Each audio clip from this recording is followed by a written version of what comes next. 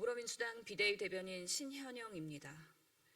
윤석열 대통령의 도어 스태핑 중단, 코로나 재유행을 핑계로 한 대국민 소통 중단입니다. 윤석열 대통령이 코로나 재유행 상황을 고려해 도어 스태핑을 잠정 중단한다고 밝혔습니다. 윤석열 대통령 국정 수행 긍정평가가 30%대에 그쳤다는 발표가 있는 오늘, 그 시점이 매우 공교롭습니다. 대통령 공개 행사의 취재를 최소화하고 대변인 브리핑을 서면으로 대체하겠다고 합니다.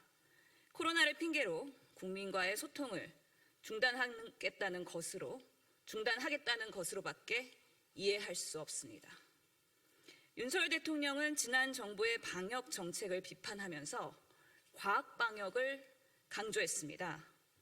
코로나 재유행을 핑계로 한 도어 스태핑 중단이 과연 윤석열 대통령이 밝혀온 과학 방역인지 묻지 않을 수 없습니다.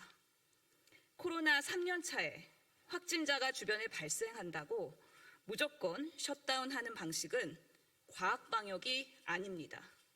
코로나 초기에 원시적인 대응 방법입니다. 대통령실은 대통령 집무실과 기자실이 분리돼 있지 않아 감염병 확산에 취약하다고 설명했습니다. 대통령실 이전이 방역 무방비 상태의 졸속 이전임을 시행한 것이나 마찬가지입니다. 국민 소통을 위한 윤석열 대통령의 상징적 행보가 대통령실 이전과 도어 스태핑이었습니다. 윤석열 대통령은 국민과의 불통이란 의심을 받지 않으려면 철저한 과학 방역 대책을 마련해 도어 스태핑을 대체할 수 있는 국민 소통 시스템을 마련하기 바랍니다. 두 번째 브리핑 이어가겠습니다. 코로나 확진자가 주말 이틀 2만 명 넘게 발생하며 더블링 현상을 보이고 있습니다. 무더위로 인한 밀접, 밀폐, 밀집 환경 조성, 국내 이동량이 많아지는 여름 휴가 시기, 면역력 저하 시점 등 여러 조건이 맞물려서 코로나 재유행 위험은 점점 커지고 있는 상황입니다. 그러나 윤석열 정부는 코로나 재유행 국면이 시작된 상황에서 아이러니하게도 격리자에 대한 지원은 축소했습니다. 코로나 생활지원금과 유급 휴가비를 선별 지원하기로 한 것입니다. 코로나 방역 상황과 엇박자로 가는 정책 결정이 윤석열식의 과학 방역입니까?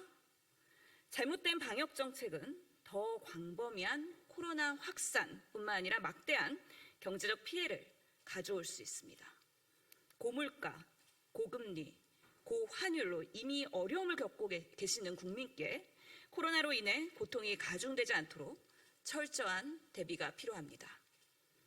윤석열 정부의 잘못된 인선으로 함량 미달 장관 후보자들이 6차 유행을 대비할 귀한 시간을 허비하는 동안의 국민 불안은 눈덩이처럼 커졌습니다.